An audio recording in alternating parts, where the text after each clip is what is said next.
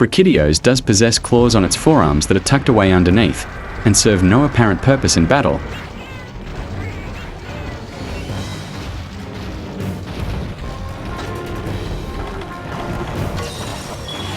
Brachydios are covered in a mysterious, green slime mold that it has a symbiotic relationship with.